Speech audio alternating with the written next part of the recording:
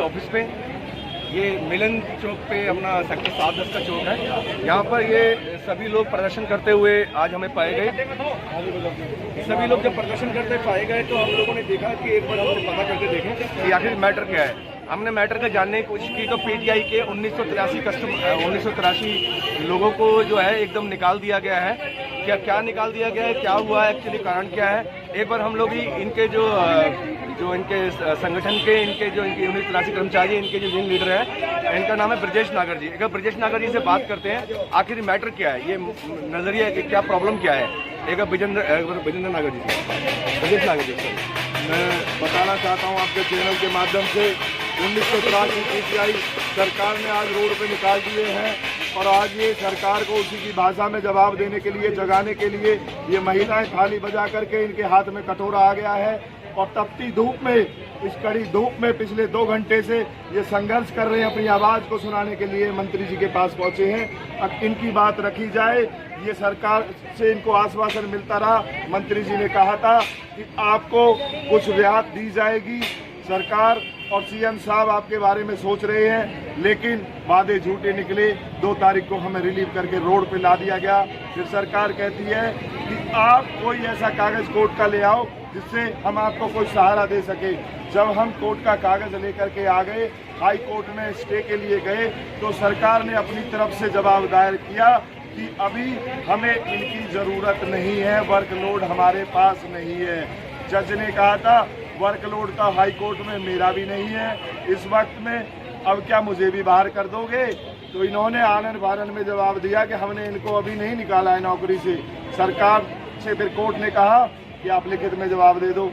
9 तारीख की तारीख लगी, वहाँ सरकार ने अपना एफिडेविट वापस ले लिया और कहा 5 महीने में हम दोबारा भर्ती कर देंगे। अभी 2 महीने स्कूल लग नहीं रहे, वर्कलोड नहीं है। ये सरकार एक तरफ तो कहती है कि कोर्ट का कागज ला दो, सहारा देंगे, कहाँ जल्दबाजी कर रही है और हमें बाहर निकाल दिया गया है। हम अपनी पुकार मंत्री जी के पास लेकर के आए हैं। ये सरकार रोजगार देने के लिए जानी जाती थी, आज कहाँ गए इनके वादे। आज हमारा रोजगार दे तो ना सकी, लेकिन 10 साल से हम सरकारी नौकरी में हैं, आज हमारा रोजगार छीना जा रहा है। आज महिलाओं के हाथ में कटोरा आ गया है।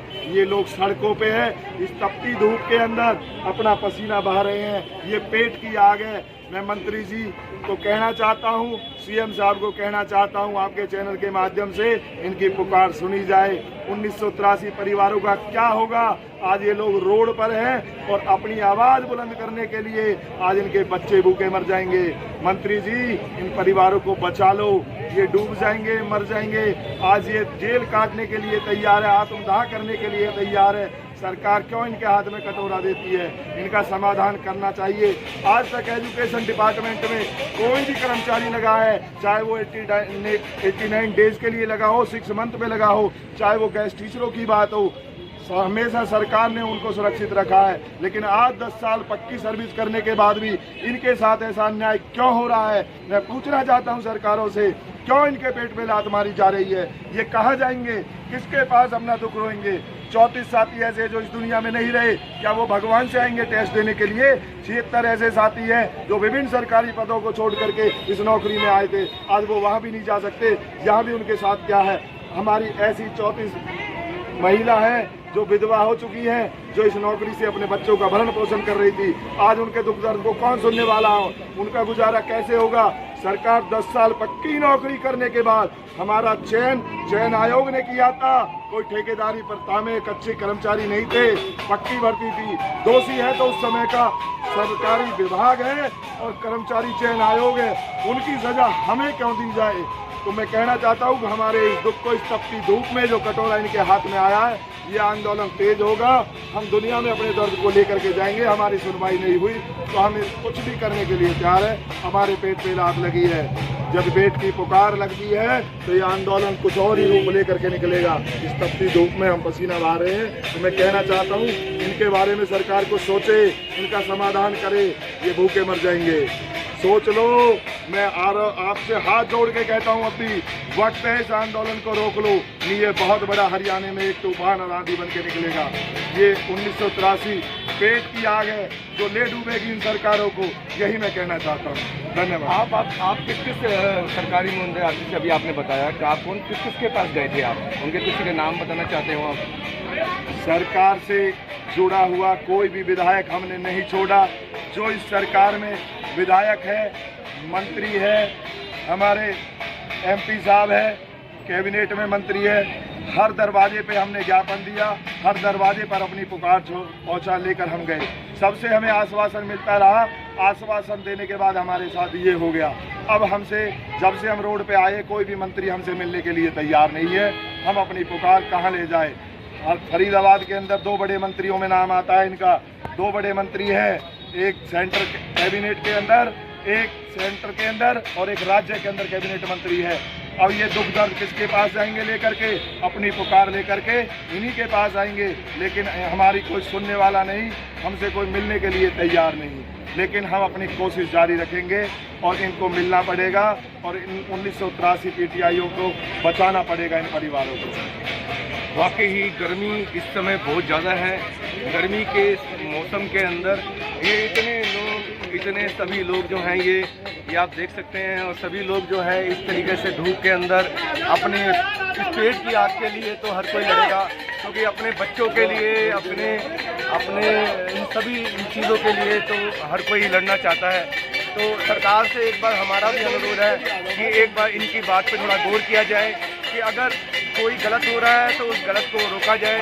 और जितने PTI के 1983 लोग हैं, 1983 परिवार हैं, एक परिवार के साथ 6-6, 8-8 लोग जुड़ा हुआ है एक आदमी के साथ, यानी कि एक ये कम से कम ना हो तो 10,000 लोगों का पेट भर रही थी 1983 लोग। और इन सभी लोगों का पेट इस समय पेट पे लात लग रही है। तो आप सभी से अनुरोध है एक बार मंत्रीगण से कि एक बार भूखे बैठे हुए हैं हमारे 5 लोग डेली। ये देखो क्या बता रहे हैं, DC ऑफिस के सामने भी हमारे 5 लोग डेली अनशन पर बैठते हैं भूख में, इस तपती धूप में। डेली 5 लोग, 8 तारीख से हमारी ये मुहिम चालू है। डेली 5 लोग वहाँ पर DC साहब के सामने, ऑफिस के सामने, हम तपती धूप में 5 लोग डेली भूखे बैठते हैं, लेकिन हमसे बात करने के लिए कोई नहीं आ रहा। DC साहब को भी हम ज्ञापन दे चुके हैं। तो मैं कहना चाहता हूँ, अब भूख से लोग मर जाएंगे, गर्मी बहुत ज़्यादा है। क्या सरकार इन लोगों की हत्या कराना चाहती है? इस तरीके से इस आंदोलन को दबाना चाहती है, कुचलना चाहती है? हमारी बात सुनी जाए और रखी जाए, यही मेरा अनुरोध है। हम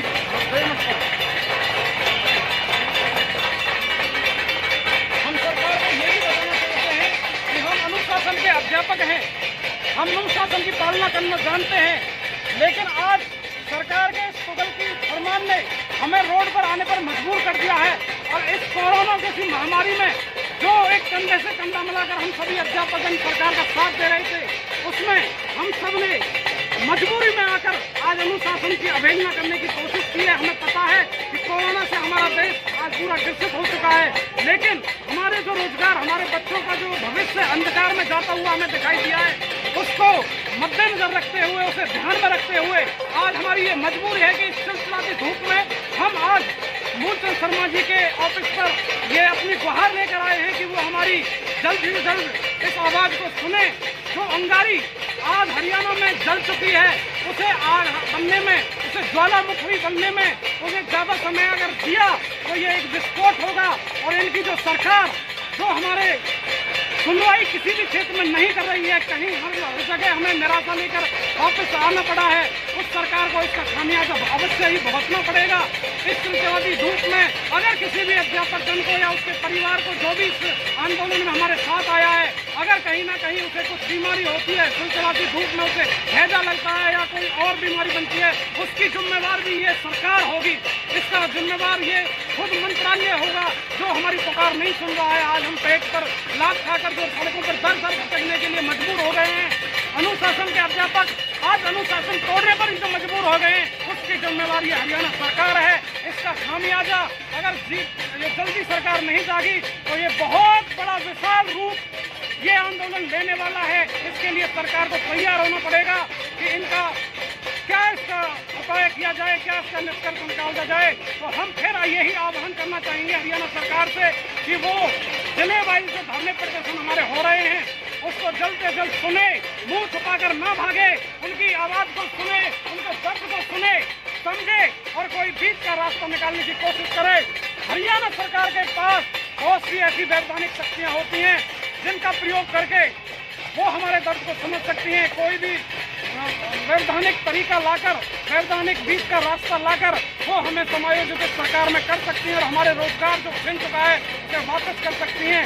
लेकिन हरियाणा सरकार ने जो कोर्ट में एफिडेविट दिया कि हमारे पास और रोजगार नहीं है, हमारे पास इनके लिए वर्कलोड नहीं है, मैं बताना चाहूँगा जैसा कि माननीय कोर्ट ने भी कहा था कि वर्कलोड तो हमारे पास भी क्योंकि कोरोना महामारी के अंदर नहीं है, सभी लोग अपने घर में बैठकर कार्य कर रहे हैं।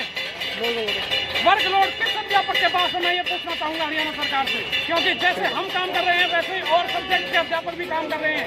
हम भी घर से ऑनलाइन पढ़ाई करा रहे हैं और अध्यापक भी घर से ही ऑनलाइन पढ़ाई कर रहे हैं। तो ये कैसे कह सकते हैं कि वर्कलोड नहीं है? वर्कलोड नहीं है तो किसी के पास भी नहीं है, फिर हमारे साथ ये दोहरा व्यवहार क्यों किया जाता है? माननीय सरकार से हमारी यही गुहार है कि हमारे दर्द को जल्दी से जल्दी सुना जाए और हमारी बात को, इसके दर्द को लेकर के हरियाणा सरकार को एक प्रावधान ऐसा बनाए कि हमारा जो समायोजन है वो हरियाणा सरकार में हमारे पुनः वापस हो और हमारी रोजी रोटी वापस आए। धन्यवाद।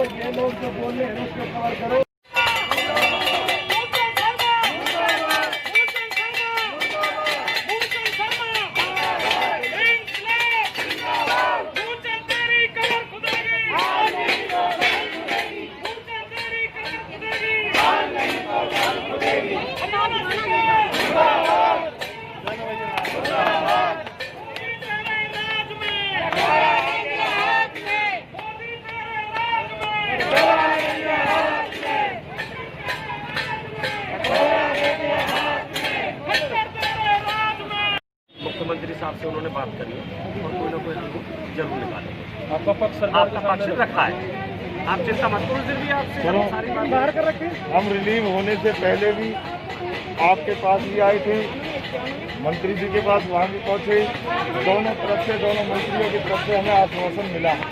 78 ये आपके बारे में सोच रहे हैं, कोई समाधान निकालेंगे, लेकिन समाधान क्या निकला? हम रोड पे आगे 2 तारीख को रिलीव कर दिए।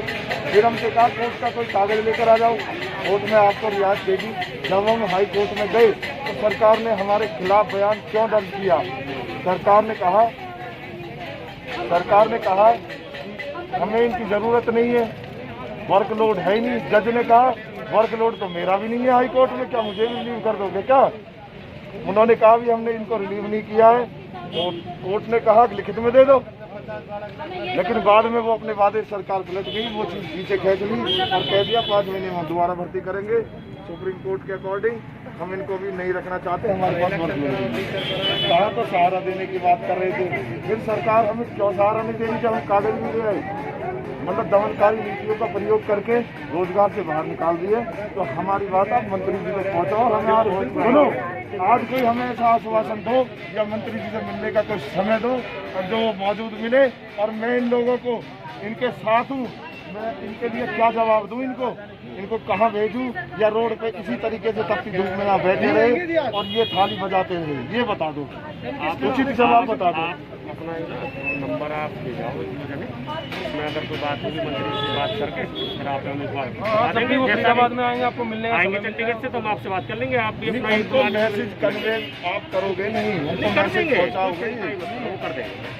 वो बता दो हमें कम समय दे दोगे? आप जो ज्ञापन दोगे मंत्री जी को उसका मैसेज दे जाएगा। फिर कोई दोषी है तो स्टाफ सिलेक्शन कमीशन दोषी है इसमें, कर्मचारी तो एक भी दोषी नहीं है। कर्मचारी दोषी होता तो सुप्रीम कोर्ट ऐसे कहता कि इनका 420 का केस दर्ज करो और इनसे रिकवरी करो।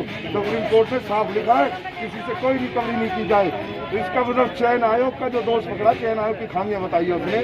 चयन आयोग आम आदमी का नहीं होता, उस समय की सरकार थी, उनका चयन आयोग होगा, हमारा अपना तो नहीं था। हम रोजगार में आ गए। आज यहाँ से फरीदाबाद और पलवल से, दोनों जिलों से लगभग 125 लोग हैं। वो कहाँ जाए?